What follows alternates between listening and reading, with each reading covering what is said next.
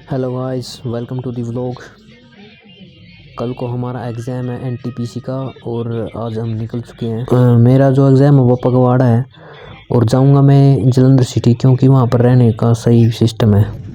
Guys, मैं कुरुक्षेत्र शहर में आ चुका हूँ और यहाँ से मैं जलंधर की ट्रेन पकड़ूँगा और अब टाइम है जो 10 बज चुके हैं और 11 बजे की मेरी ट्रेन है। साइड में आप देखोगे ये बरांगी धर्मशाला है, यहाँ पर मैंने बहुत अच्छे पल बिताए हैं और साइड में एक सैनिक की धर्मशाला भी है और यहीं पर भी मतलब बहुत अच्छे पल बिताए हैं मैंने। गाइस, मैं ट्रेन स्टेशन की तरफ जा रहा हूँ और यहाँ से पकड़ेंगे ट्रेन। बीच में जो भी एग्ज़ाम से रिलेटेड जो भी चीज़ होगी मैं वो शेयर करता रहूँगा साथ के साथ। कुरुक्षेत्र शहर की बात करें तो यहाँ पर कुरुक्षेत्र यूनिवर्सिटी है जो 1956 में बनी थी और थानेसर शहर जो 7th सेंचुरी AD में राजा हरिश्चंद्र की कैपिटल थी। और यहाँ पर शेख चिली का मकबरा है जो कि राणा का ताजमहल के रूप में जाना जाता है।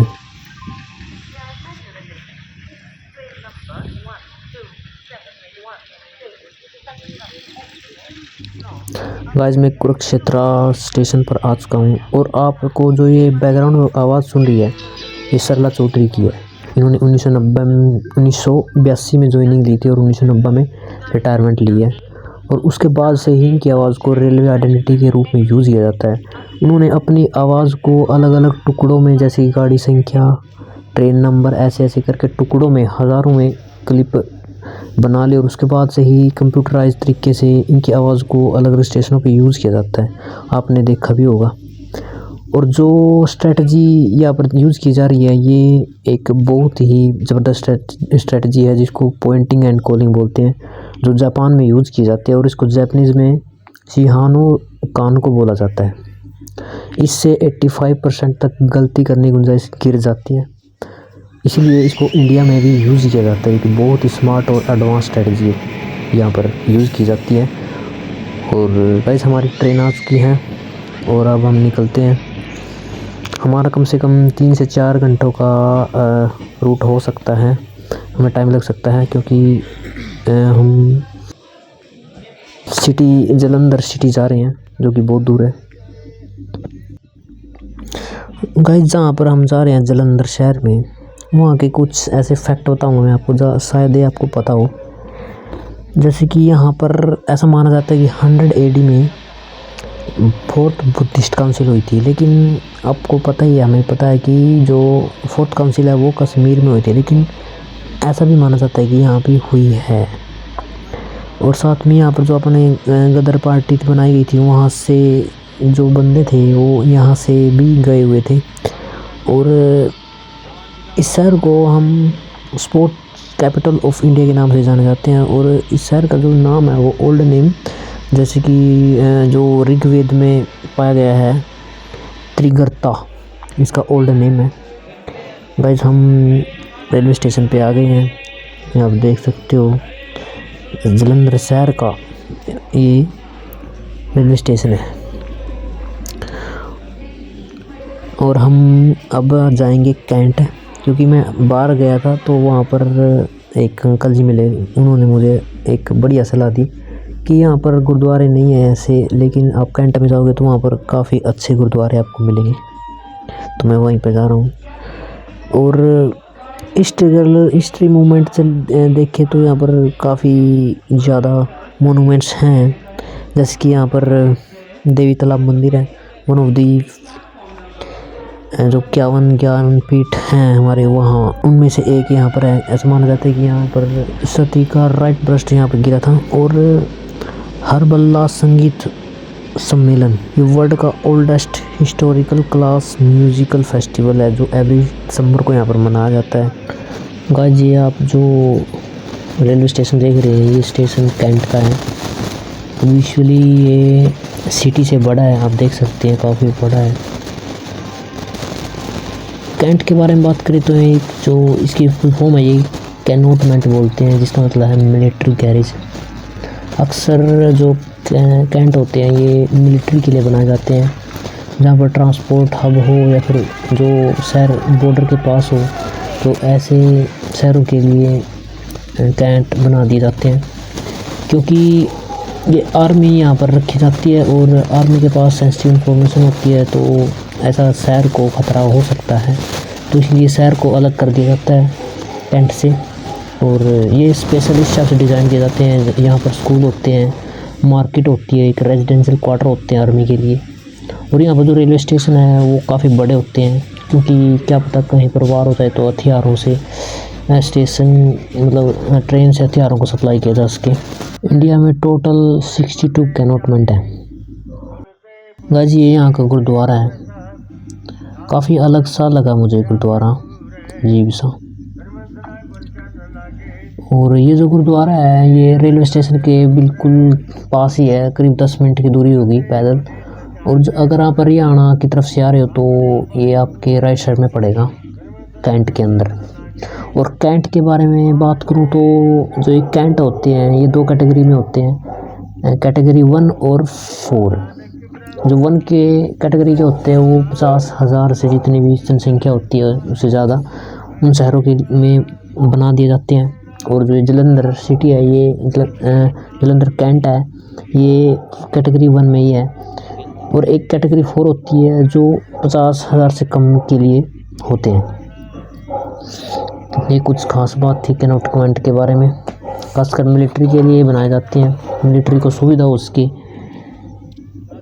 इसी चीज़ को ध्यान में रख के कैनोटमेंट बना दिए जाते हैं। ये कुछ आप देख सकते हो यहाँ पर गुरुद्वारे के अंदर का नज़ारा, अभी कुछ इसमें चल रहा है। गाइस ये गुरुद्वारे के अंदर का है सीन। कुछ दोस्त हैं यहाँ पर साइड में, ये भी हरियाणा से आए हुए हैं, इनका भी कल कोई एग्ज़ाम है 2nd शिफ्ट में, और मैं भी यहाँ बैठा हूँ। यहाँ पर कुछ सेवादार हैं, यहाँ पर देखो कोई जी 2 बंदे फ़ोन चला रहे हैं, और यहाँ पर ये जो सरदार जी ये भी फ़ोन चला रहे हैं। और इस साइड में जो बच्चे हैं ये भी एक साइड में परली साइड देखो वो भी फ़ोन चला रहा है, सब फ़ोन में बड़े हुए हैं। गाइस थोड़ा सिखिज़्म के ऊपर मैं कुछ आपको बताना चाहूँगा। जो सिख है ना इसका मतलब होता है शिष्य, और शिष्य का मतलब होता है डिसाइपल। और अमृतसर के बारे में बात करें तो अमृतसर में जो गोल्डन टेम्पल है वहाँ पर डेली करीब 1 लाख लोगों को फ्री में खाना दिया जाता है, रहने के लिए दिया जाता है। और जो गुरु ग्रंथ साहिब है जिसका मतलब है जीवित गुरु, द पावर ऑफ नॉलेज, ये गुरु गोविंद सिंह जी ने गुरु ग्रंथ साहिब की स्थापना की थी। और खालसा पंथ की जो स्थापना है वो 1699 में की गई थी गुरु गोविंद सिंह जी द्वारा। और अमृतसर में 4 दरवाजे हैं, जिसका मतलब है कि भाई किसी भी धर्म का लोग, किसी भी जाति की कहीं से भी आ सकते हैं, यहाँ पर रह सकते हैं, खाना खा सकते हैं बिना किसी फीस के। और जो गुरु मुखी जो लिपि है वो गुरु अंगद जी ने दी थी। गाइस सिख धर्म में गटका एक आर्ट है, बल्कि एक सेल्फ डिफेंस के लिए यूज़ की जाती है। वैसे तो एक आर्ट है, इसमें ढाल, तलवार और भाला का यूज़ किया जाता है। जहाँ पर भी आपको निशान साहिब दिख जाए, मतलब नीले रंग का झंडा दिख जाए, तो इसका मतलब है कि आप वहाँ पर रह सकते हो और खाना खा सकते हो। भाई सिखिज़्म के अंदर गुरुद्वारे में आप किसी भी दिन आ सकते हैं, कोई स्पेशल दिन नहीं है जैसे हिंदुओं में होते हैं सोमवार मंगलवार, यहाँ पर आप किसी भी दिन आ सकते हैं। वैसे संडे को, पूर्णिमा के दिन और अमावस्या के दिन थोड़ा हाँ रहता है भीड़ भाड़। वैसे सुबह के 6 बज चुके हैं, पहले नाश्ता करेंगे उसके बाद चलेंगे एग्ज़ाम देने के लिए। और कीर्त करो का मतलब होता है कि भाई ईमानदारी से अपनी मेहनत करती चले जाओ और नतीजों का बारे में मत सोचो, बस मेहनत करो ईमानदारी से। पग के बारे में छोटा सा फैक्ट बताऊंगा मैं आपको। पग पहले पुराने ज़माने में सिर्फ राजा महाराजा पहनते थे, और आम लोगों को पग बांधने नहीं दिया जाता था। तो गुरु ने क्या किया कि भाई आम लोगों को बोला कि भाई आप भी पग बांध दो, तो उन्होंने पग बांधना शुरू कर दिया। और पग का मतलब होता है राजा, यानी कि आप राजा हो। आम आदमी को बोला कि आप राजा हो तो आप पग बांध दो, तो वहीं से ही शुरुआत हो गई पग की। इन 3 दिन को भीड़ क्यों रहती है, जो मैंने पीछे आपसे बात की थी। संडे को तो एक प्रैक्टिकल दिन है क्योंकि छुट्टी होती है और लोग आ जाते हैं परिवार के साथ। और पूर्णिमा के दिन गुरु नानक जी का जन्म हुआ था तो उस दिन के लिए यहाँ पर एक गैदरिंग होती है। और अमावस्या के दिन अमृतसर में गैदरिंग होती है क्योंकि वहाँ पर सामाजिक मुद्दों पर बात की जाती है। मैं आगे जो बात करूँगा वो कुछ लोगों को शायद अच्छी ना लगे, माफ़ी चाहूँगा। आपने हिंदू धर्म में देखा होगा एक्सोरिज्म, अक्सर मंदिरों के अंदर एक्सोरिज्म कराया जाता है, लेकिन यहाँ पर गुरुद्वारा में ऐसा कुछ नहीं है एक्सोरिज्म। यहाँ पर ऐसी जो सुपरस्टिशियन चीज़ ऐसी तो गुरुद्वारों में होती ही नहीं, ग्रंथों में लिखा ही नहीं इसके बारे में। तो एक्सोरिज्म जिसको साइंस की भाषा में DID बोलते हैं, यानी कि डिसोसिएटिव आइडेंटिटी डिसऑर्डर, और सिख धर्म में इसको बोलते हैं बुरे विचार। तेरा अंदर का अहंकार ही भूत है, और ना ही यहाँ पर कोई स्वर्ग है ना ही कोई नरक है, जो कुछ है बस यही है। ऐसा सिख धर्म में, गुरुओं में और ग्रंथों में लिखा है। मंदिरों में आपने देखा होगा कि एक मिडिल मैन होता है, एक स्पेशल कास्ट का बंदा होता है जो वहाँ पर पूजा पाठ करवाता है, लेकिन गुरुद्वारा में ऐसा नहीं है। कोई भी बंदा किसी भी जात किसी भी धर्म का जाके वहाँ पर पाठ कर सकता है, कोई नहीं रोकेगा। वैसे हिंदू धर्म के अंदर प्याज और लहसुन को भोजन में शामिल नहीं किया जाता, लेकिन सिख धर्म में शामिल किया जाता है। मैंने अपनी आंखों से देख के प्याज डाल रहे हैं, लहसुन डाल रहे हैं सब्जी के अंदर, आप देखोगे जब खाओगे तो। गाइस ये जो रोड देख रहे हो आप, ये फगवाड़ा की तरफ जा रहा है जलंधर सिटी से, और बीच में पड़ता है करीब 8-9 किलोमीटर होगा। और आप ये रोड देखो कितनी ज़्यादा चौड़ाई है इस रोड की, 50 से लेकर 100 फुट के बीच में हो सकती है शायद इसकी चौड़ाई। और इसके पास जितनी भी ज़मीन है वो करोड़ों में है। यहाँ पर आप कोई भी बिजनेस सेटअप कर दे वो बहुत बढ़िया चलेगा है, क्योंकि रोड की स्ट्रेंथ बहुत अच्छी है, और कुछ भी चला हुआ है यहाँ पर बहुत अच्छा अपना बिजनेस शुरू कर सकते हैं अगर आपके पास हो तो। पता नहीं क्या है इसके अंदर, कितना बड़ा ट्रक है, और इसके टायर कितने छोटे हैं, और अंदर पता नहीं क्या होगा इसके। 2-3 ड्राइवर चलते होंगे इसके अंदर साथ में। और ये गाइस पहले से बना रखी है, लोकल वाइब दे रखी है। देखो सांझी बना रखी है, हरियाणा में दशहरे के दिन बनाई जाती है ये चीज़ें।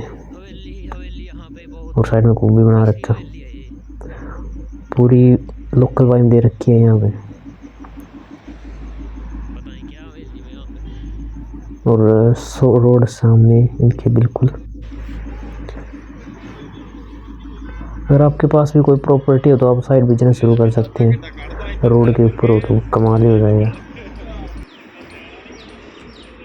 Marriage heritage impress.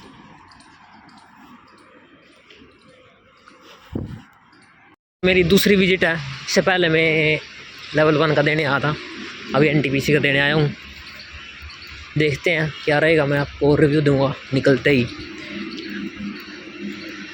पहले यहाँ पे चाय चूई पियेंगे, उसके बाद कुछ खाना खुना देखेंगे, फिर चलेंगे। गाइस जस्ट अब एग्ज़ाम एंट्री ले रहा हूँ मैं, और उसके बाद मैं एक्सपीरियंस शेयर करूँगा आपके साथ एग्ज़ाम का। और काफ़ी मैंने मॉक टेस्ट लगाए हैं, अगर वैसा ही लेवल आ गया तो काफ़ी अच्छा एक्सपीरियंस होएगा। बाकी देखते हैं फिर क्या रहेगा, मिलते हैं फिर हम कुछ ही देर में। भाई जब अभी एग्ज़ाम देके निकला मैं, देखो चल जा रहे हैं। आपको जो एग्ज़ाम देने हैं जैसे कि मैथ्स के कुछ चैप्टर हैं, जैसे कि इंस्ट्राइड सर्कल वाले ज़्यादा आ रहे हैं, average weighted mean article trigonometry question थे, अलजेब्रा का कोई क्वेश्चन नहीं था। रीजनिंग में सिटिंग अरेंजमेंट, रैंकिंग, सिंबल्स और रिलेशनशिप, सिंपल वही जो स्पेशल लगे हुए हैं टेक्स्ट बुक में वही आ रहे हैं बस। जीके में करंट अफेयर आई है जो फरवरी वाली, और फिल्म फेयर अवार्ड, हिस्ट्री में पल्लव डायनेस्टी की कैपिटल, मतलब जो टेक्स्ट बुक में लगे स्पेशल वही आ रहे हैं। एक garbage in garbage out computer question. हाँ सिर्फ वही एग्जाम मेरे ना एक ही चाहिए। हाँ बस तो फिर यही करना, स्पेशल वाले लगा लो टेक्स्ट बुक में। Thank you. गाइस ये स्टेशन कैंट का है और मैं एक ऑटो वाले के साथ बैठा था। ये बिजली वाली ऑटो रिक्शा होती है वो 60-70 रुपये में चार्ज हो जाती है और 1000 किलोमीटर चलती है वो। और ये गाइस देखो कुछ अलग सा लगा मुझे, पेंटिंग टाइप सी, पिक्चर थोड़ा सैली टाइप, पता नहीं क्या है। इस रेलवे स्टेशन के अंदर ही है ये।